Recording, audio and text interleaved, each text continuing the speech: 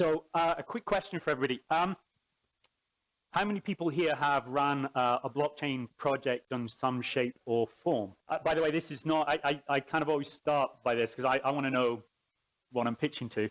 Oh, by the way, I do pace up and down a little bit, so I apologize to the cameraman who's going to struggle with that. The other thing I'd say is, how many people here would say they're a technology blockchain expert? Okay.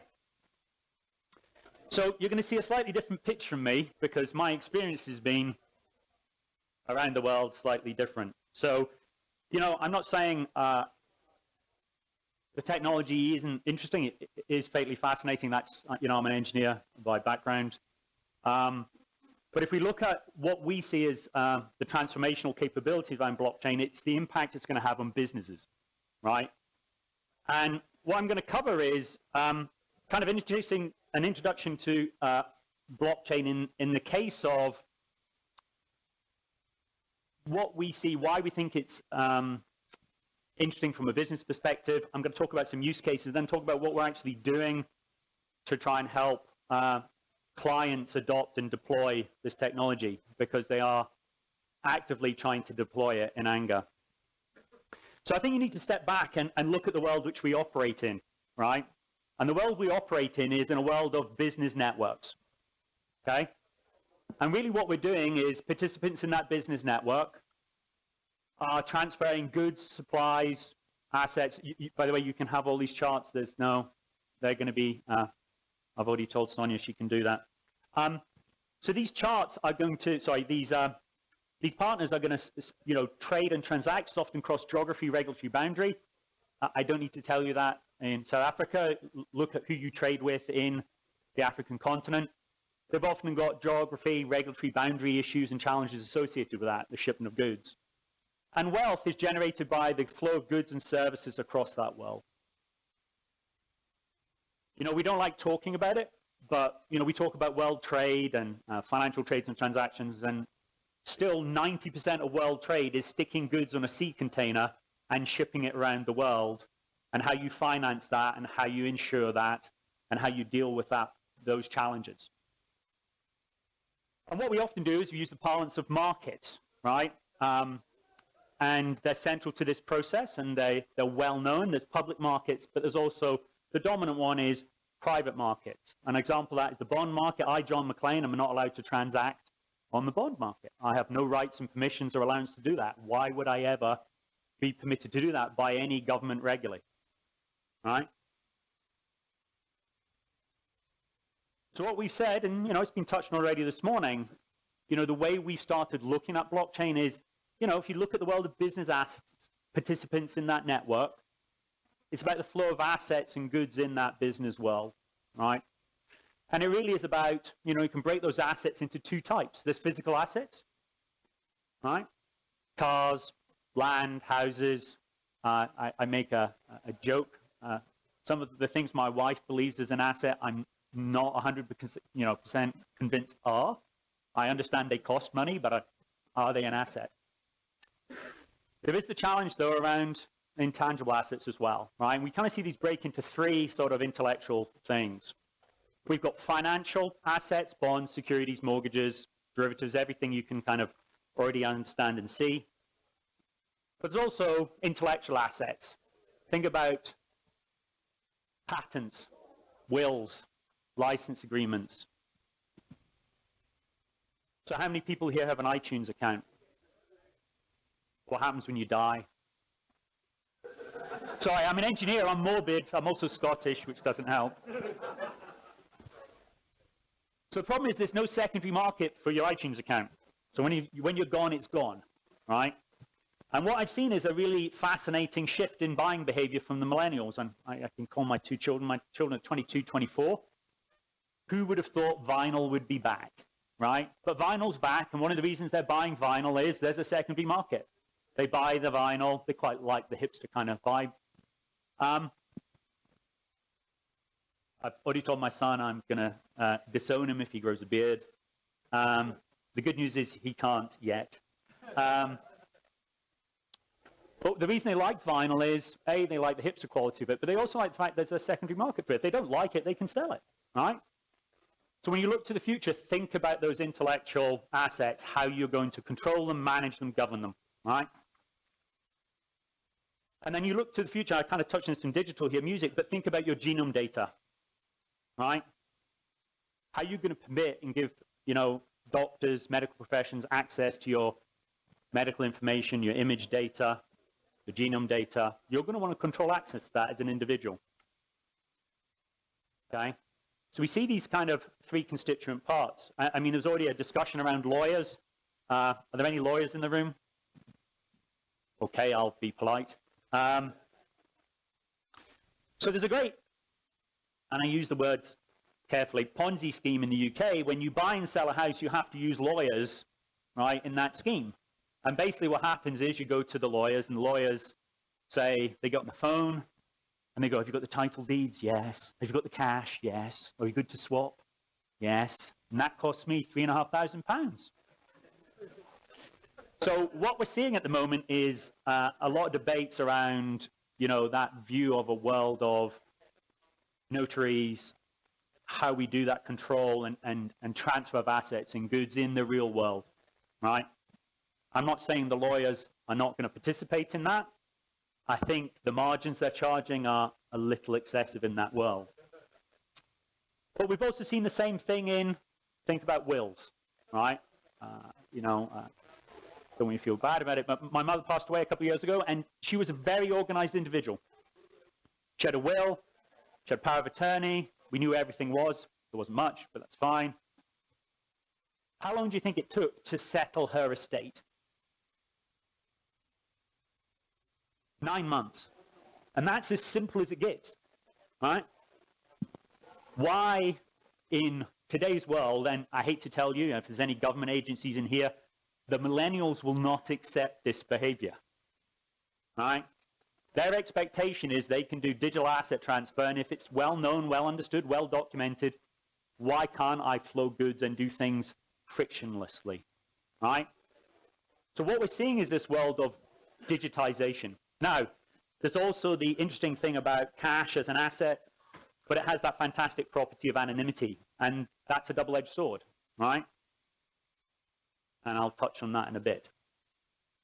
So what we've seen in this business world, business networks of participants, trading assets across that geography boundary, regulatory boundaries, the ledger is key. We've been talking about double entry bookkeeping since the 1600s.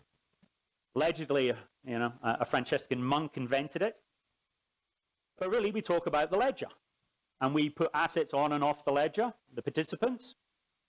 And we call these things transactions. And often there's some kind of contractual terms against those trades and asset transfers. It could be a flow of money, right?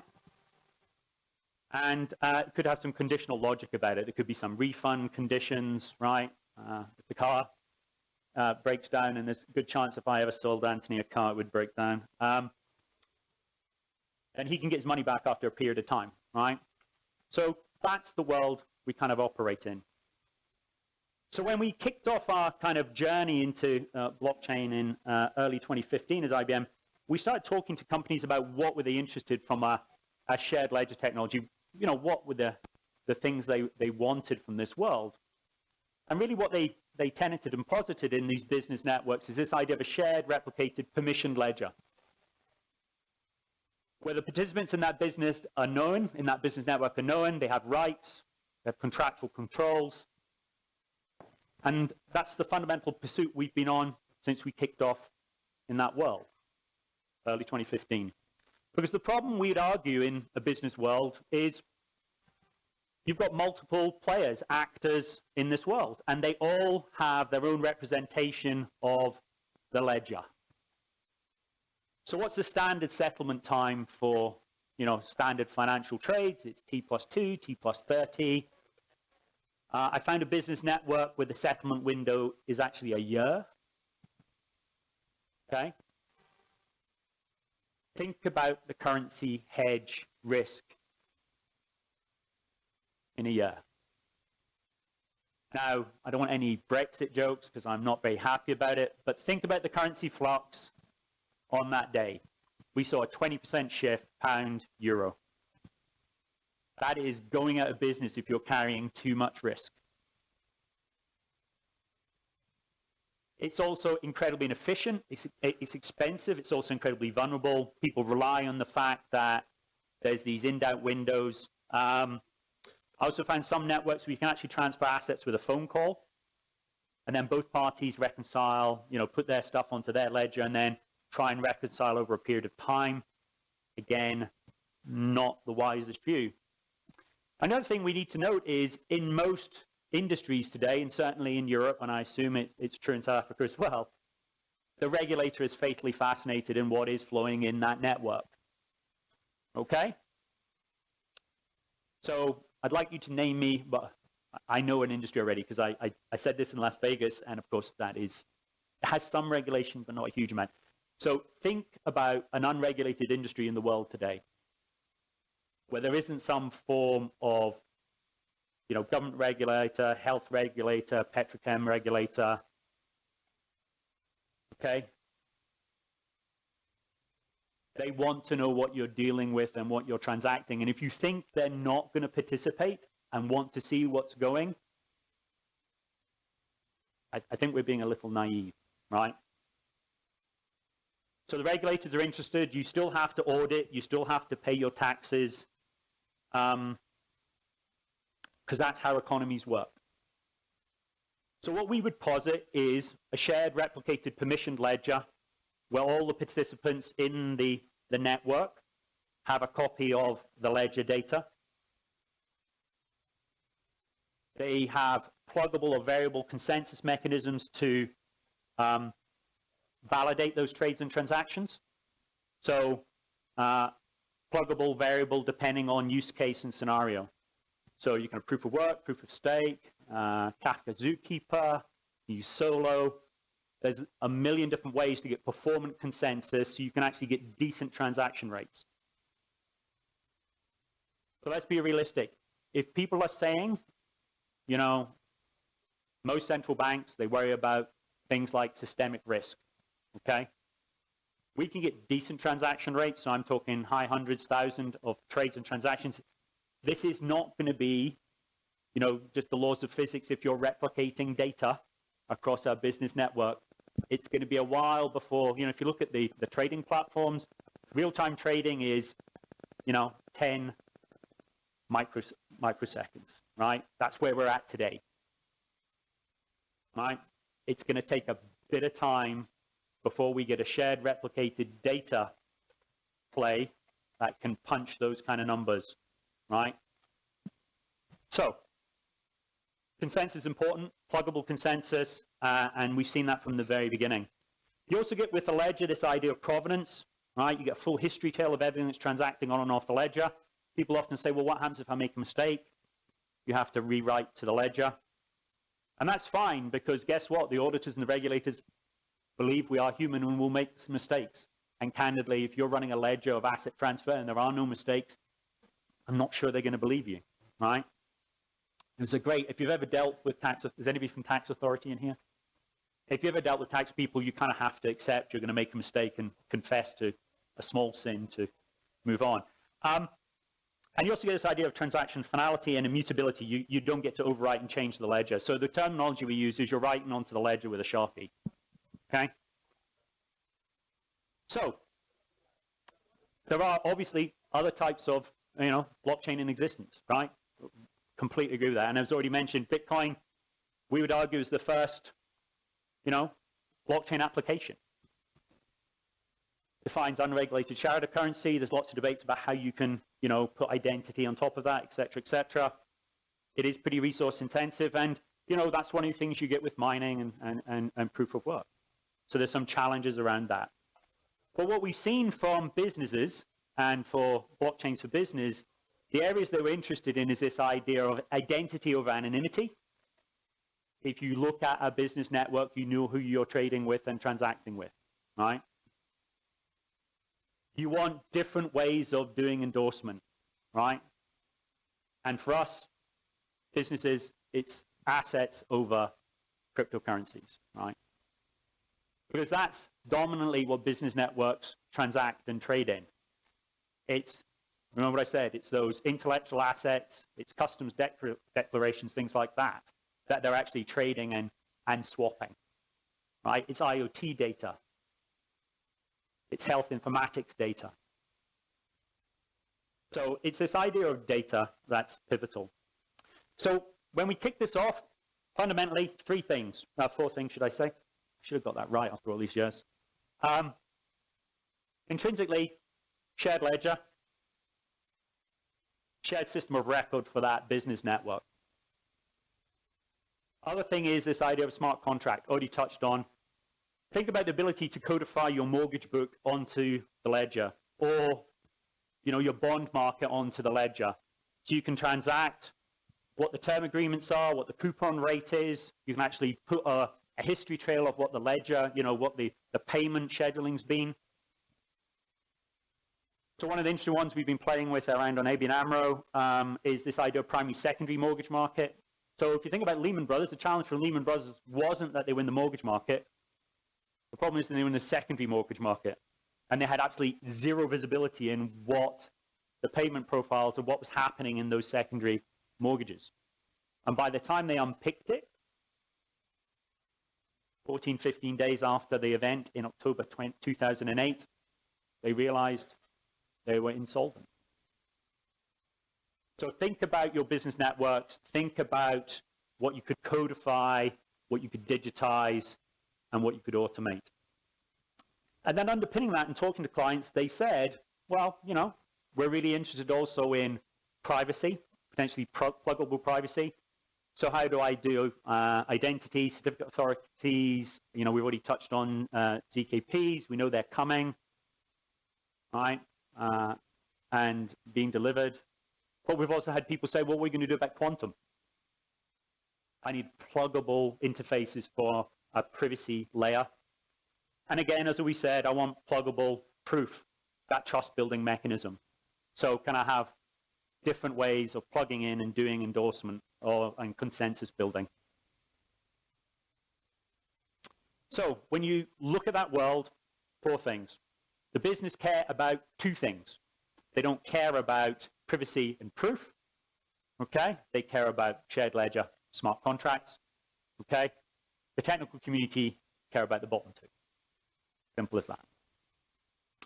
So the other thing we're seeing at the moment is a number of clients look at how they build those business networks.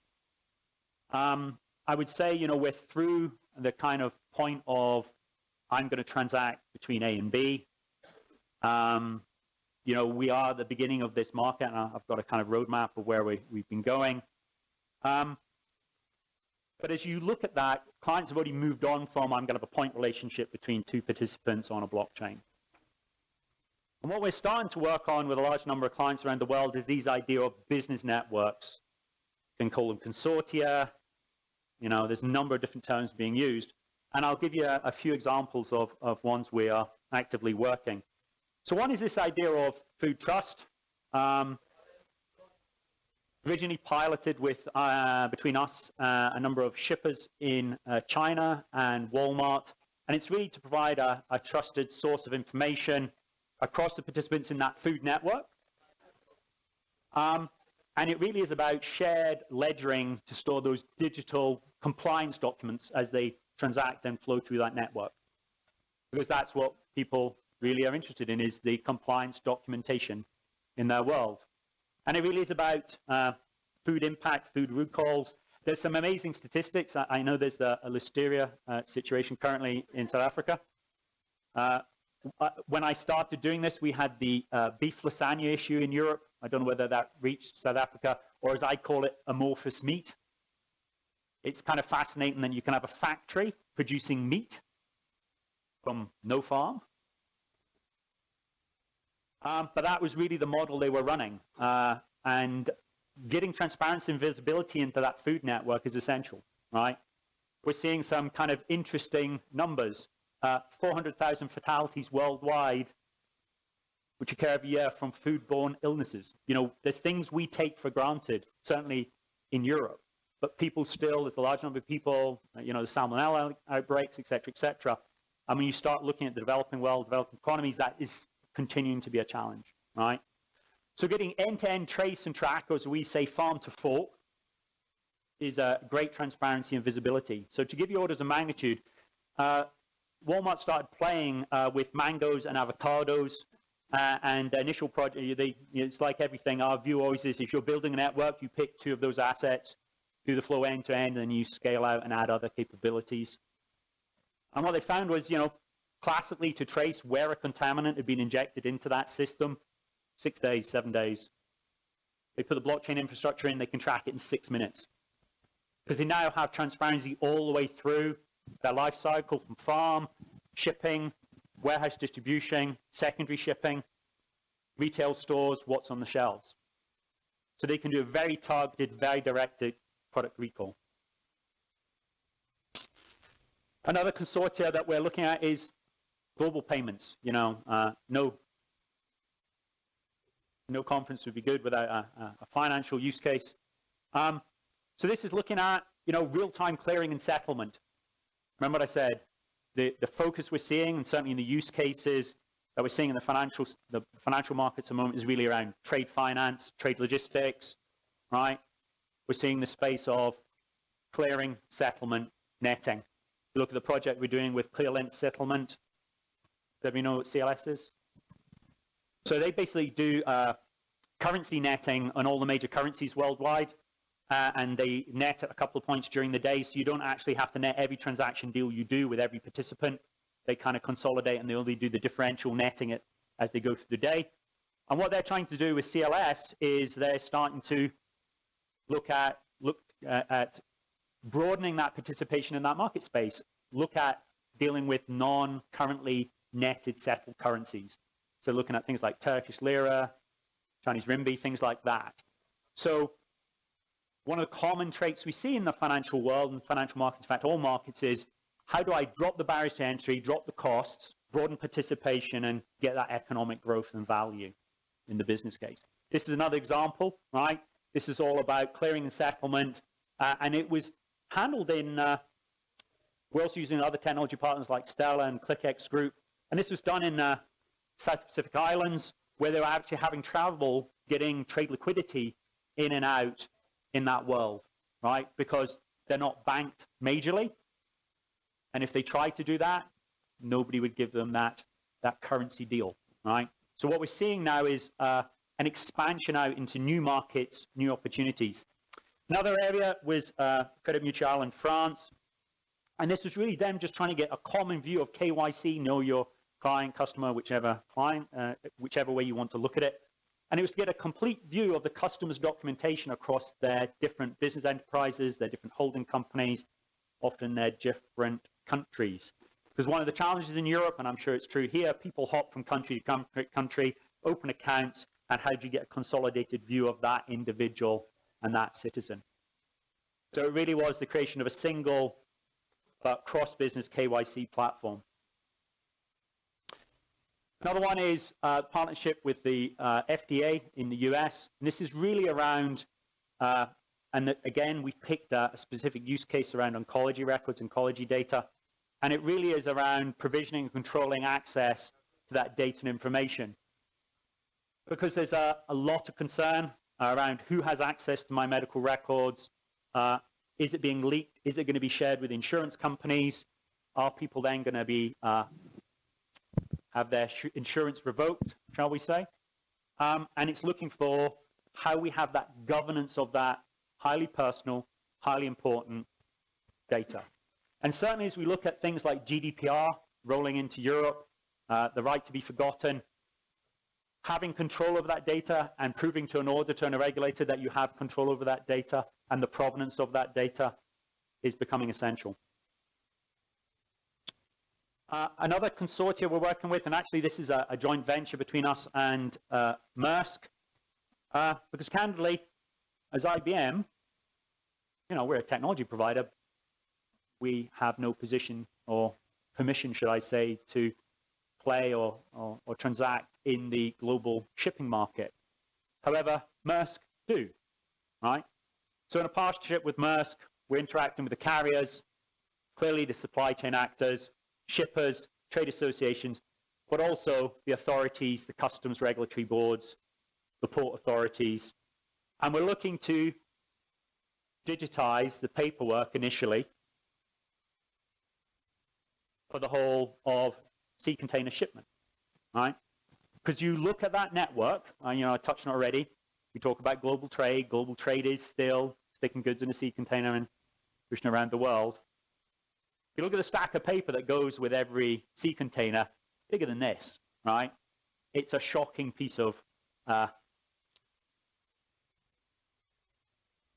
18th century terminology. I mean, we even use the same trades. You know, we talk about bills of lading, letters of credit. We're still talking about when there was the Dutch East India Company and the VOC in Amsterdam. We still use that terminology. We still use that phrasing. We still use that same documentation. And what we're trying to do, at least initially, is end-to-end, common pattern here, digitization of those customs deck and that documentation, right? Because when we can do that, we can speed shipment through those ports, because often goods are held up port for inordinate amounts of time, as I experienced when I had goods shipped into the US, and they were held in Oakland for 6 weeks, for no reason other than paperwork, as I was assured. I lived in the US for 5 years. It was a fantastic experience. Kinda. So global trade digitization, it's about removing that paperwork.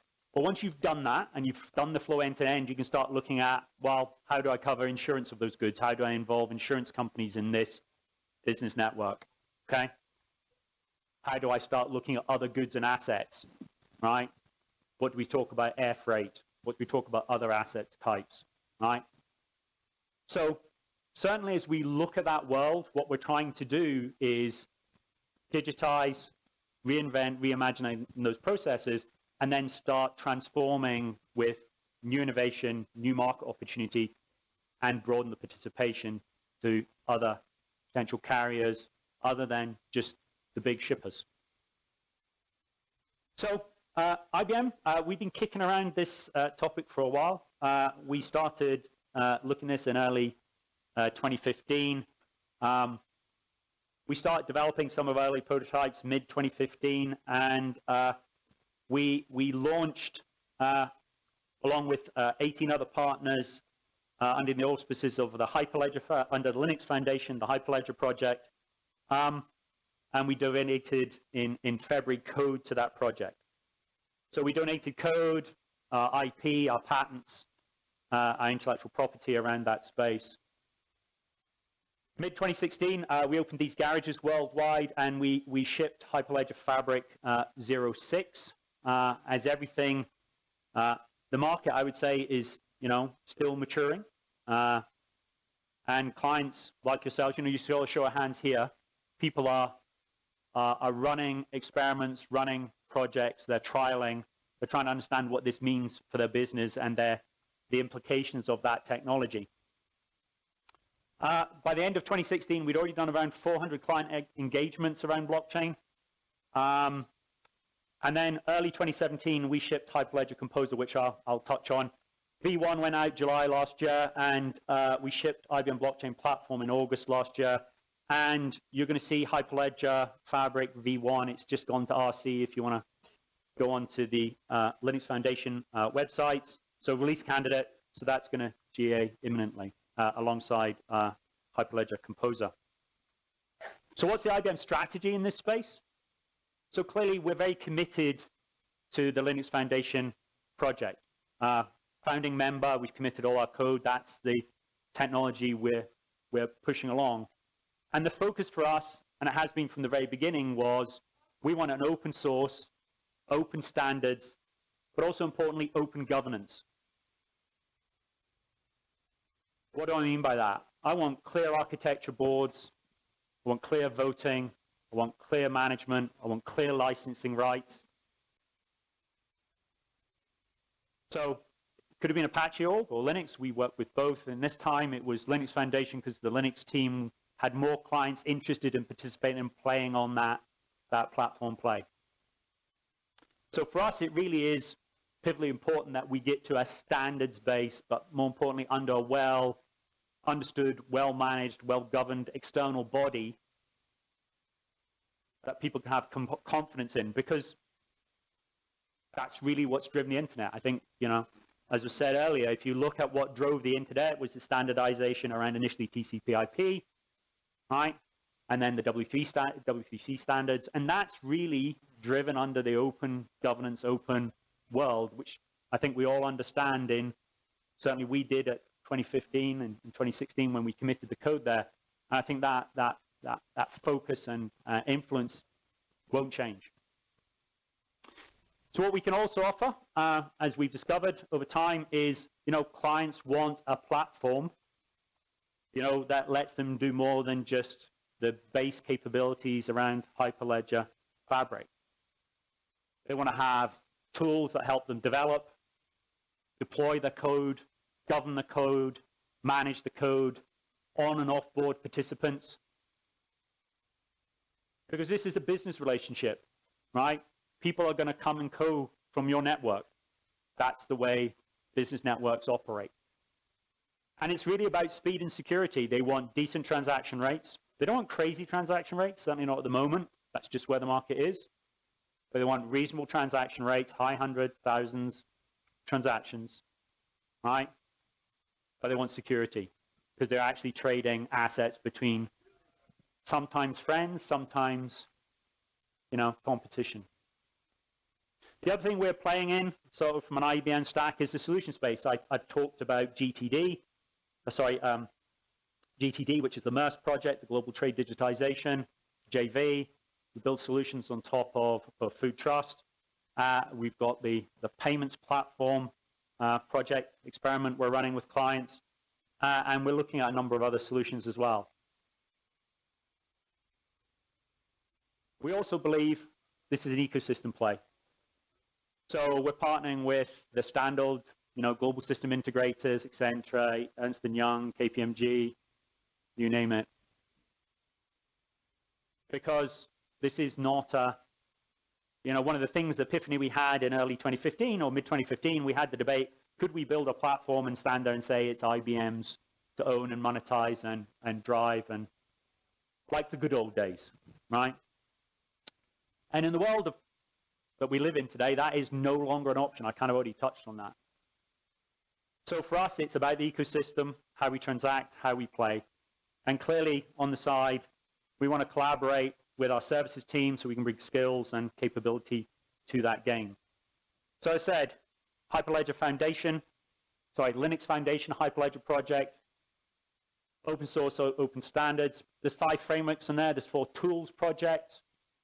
There's projects around, as we said, I was already touched on, Quilt, which is interledgering. Personally, I think that's going to take a bit more time to bed out. There's an interesting one around self-sovereign identity called Project Indy. A lot of government interest in that. Because when you start looking at your identity, when you start looking at land registry, when you start looking at passport control, vehicle licensing, unless you don't want to pay taxes, I think the government are going to want to have a record of you, right? And I think that's one of the things we've already started seeing emerging. We're doing a number of projects with government agencies around how they link those different establishments together so they have a consistent common view of me, John McLean, right? It's a non-trivial exercise. So IBM, premier member of that, so clearly pushing that along. So we also, as I said, announced at the end of, in August 2017, was the IBM blockchain platform. Because what we realized is clients not only want to have a blockchain infrastructure or a piece of technology that let them do private permissioned networks, they also want to be able to develop on top of that. They want to be able to govern. They also want to be able to operate. Okay. So what we do is we've got Hyperledger Fabric. We've got a snap version of that. We'll give you service and support, a la the Red Hat model, because ultimately most institutions, if they have a problem with their infrastructure, will want phone a friend. Most CIOs are not happy to say when their CEO says network's down or there is a problem. They do want support from somebody. You also want a tooling environment. So one of the things we've developed, as I said, is Hyperledger Composer to go alongside that. You can run that on the IBM cloud infrastructure. We've got a global footprint. You can run it anywhere in the world. And as you look to the future, you're also going to be able to do this on-prem, multi-cloud, deployment vehicle of choice. Okay. And what we also see is specialized compute for security, performance, and resilience. Not all networks are equal. If I'm running a payment platform, or I'm running a government institutional platform, or I'm running a bond market, I might want a slightly different network if I'm running, something that's dealing with realty and realty estate between, realtors in the mortgage market, right? There's lots of different levels or degrees we're seeing that different networks are expecting and wanting. We've got some institutions that want full FIPS 140, so US government regulatory control, HSM crypto cards front-ending all their data, coming in and out of that network. So we understand that kind of scaling on an enterprise style environment, and that's really important to understand. And as I said, full life cycle for on and offboarding participants, activation, and management of that network. So for us, we've got different pricing plans. We've got an enterprise plan, we've got support-only plan, we've got developer plan. It's a pretty much standard SaaS-based offering. So what we found very important for clients, kind of exhibited by a number of hands going up. A lot of people are struggling with how they can get going, experimenting, understanding, deploying, consuming blockchain technology. As an engineer, I always like to say, you don't learn to ride a bike by reading a book. As humans, we do best by doing. So one of the things we've done is we've developed a lot of digital hands-on labs, workshops. We also run a number of things called, and this is what we run at the garages worldwide, is design thinking, methodology workshops. It's a 2-3-day service engagement. We encourage you to bring technical and business participants from your business network to those events. And we do ideation, structured ideation. And at the end of that, you come up with an MVP build-out plan that you can decide to engage in or not. A number of clients have and gone through to first projects and then scale up and scale out. Because what we're also seeing certainly in 2016, and certainly that's continued in 2018, the day of massive project rollouts kind of is gone. There is not that appetite in the world today with most institutions. They want to experiment, they want to learn, they want to do a minimal project to start with, and they want a progressive rollout, expansion, and evolution, because that's the way we consume and adopt technology today. I'm not saying we're not doing some major projects. Some clients have really jumped in with both feet, which is fantastic. But the dominant trend still is a progressive adoption of technology. So we talked about it. We've got a number of garages around the world. The list is expanding. We've also got Sao Paulo just gone on. We've got one in Dubai, Singapore, Tokyo, New York. We're also happy to come to you if a design thinking garage session and the ideation around what you want to do is important for you. So why Hyperledger Fabric? For us, it really was this, sorry, wrong chart. I've looked at this one rather than that one. Business shareholder, stakeholder. It's pivotal to understand why you're going to adopt this technology, right? So certainly we can help with business value assessments. We can help with first projects. We need to get solution architects. So what we're seeing driving those projects is some business, candidly, this is the first time I've talked to, as a tech guy, talking to CEOs, CFOs, CROs about blockchain and what it means for them. Blockchain's been on the front of the Financial Times, on the front of the Economist.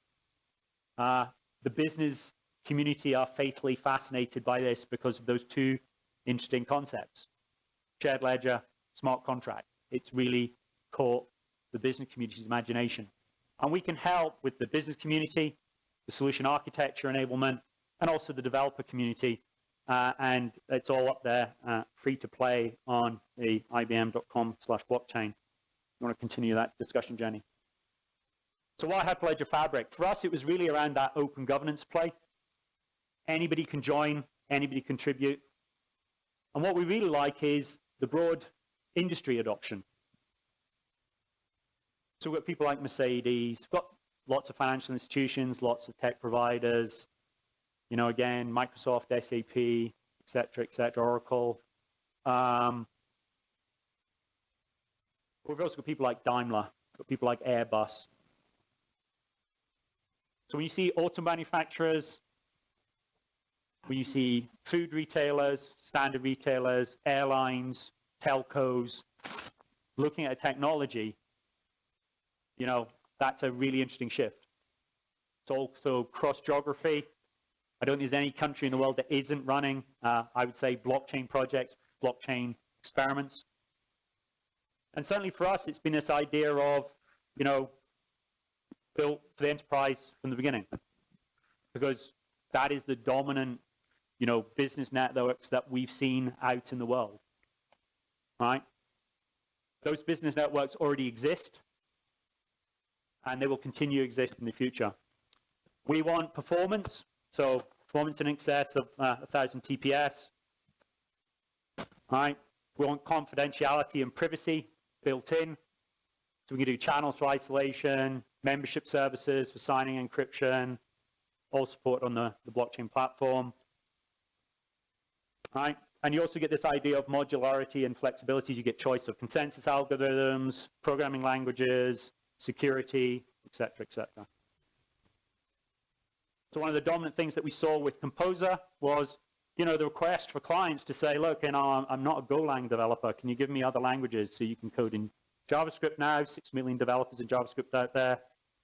You can do integration to your existing asset portfolio.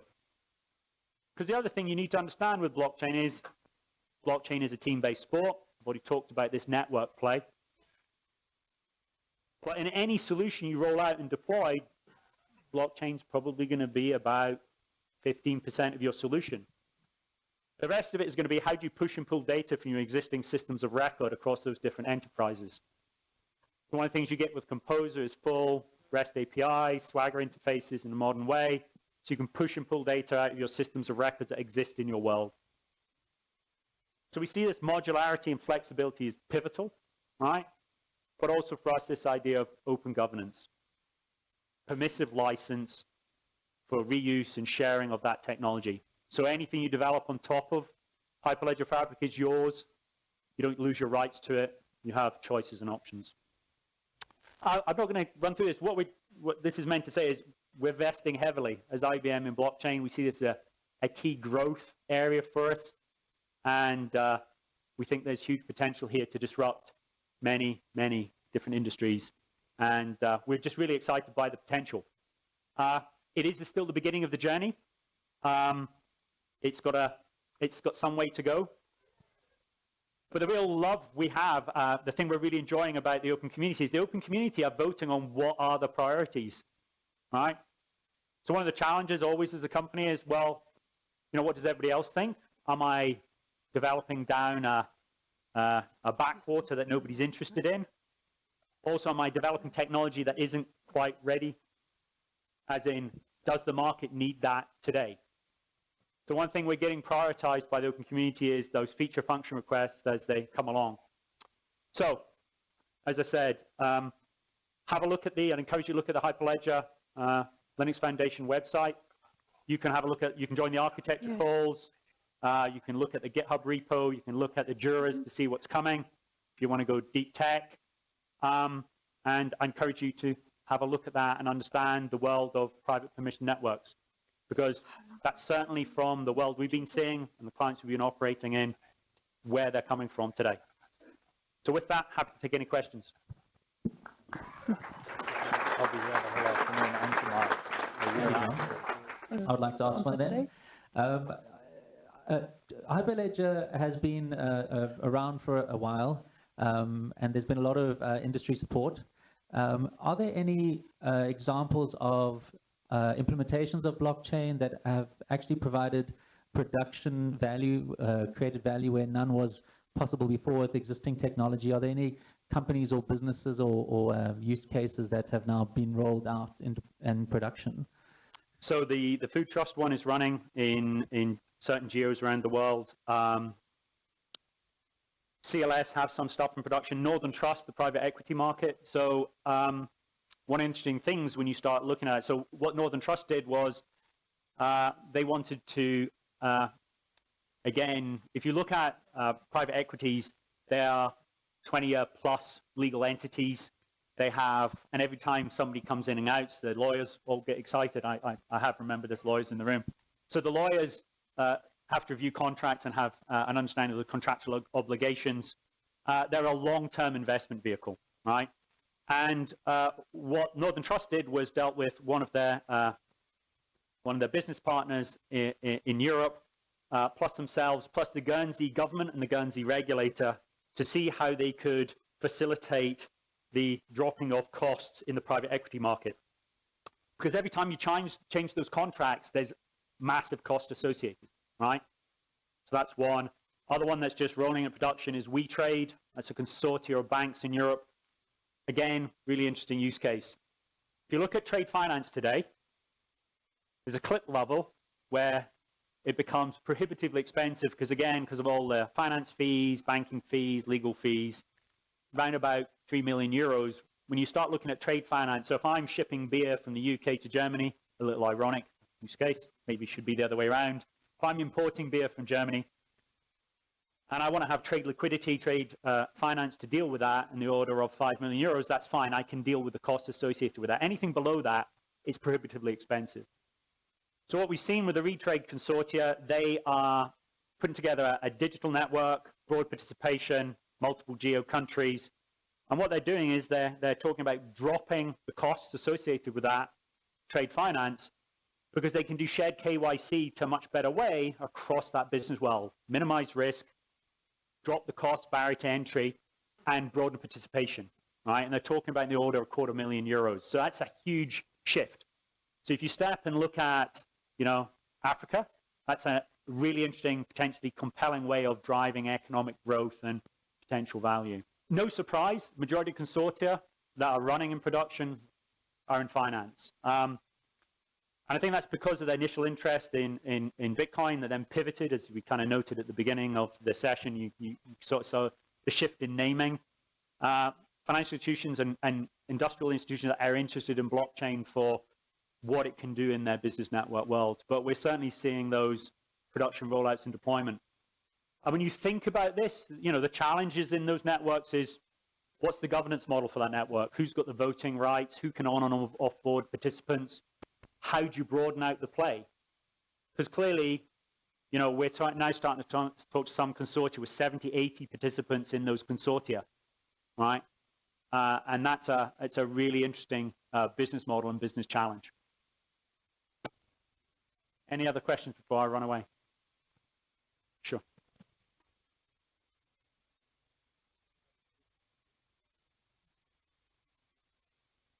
We got any projects we're doing in Africa? We've done some pilot projects with some companies in Africa. Yeah.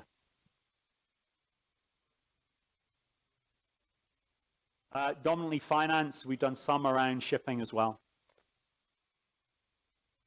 Remember, 90% of world trade is still sticking stuff in a container. We forget that, but we still ship a lot of goods around the world. Yeah. Yeah. John, you speak about digitizing assets, and you separate the assets physical and the more intangible. Yep. Can we just look at a physical, just by way of an example? How do you see the initial digitization of that asset? So the provenance of the asset. Here in South Africa, we've got a big problem at the moment with land. With land. Oh, yeah. Land registry is a standard use case. Okay. So we've done a lot of work, but let's be honest. So how do you do that? What is your starting point for that? So usually land registry, again, the people who quite interesting. So land registry's been, due to Magna Carta and everything associated in the UK, property rights are incredibly strong and well understood in the UK. And the Land Registry is an incredibly efficient and well-organized institution in the UK. Okay? So what we would argue and what we've seen so far globally is, who do you think in South Africa has the right and permission to run and control land registration in South Africa? Okay. So what we've seen in other countries is the government kind of do that. Okay?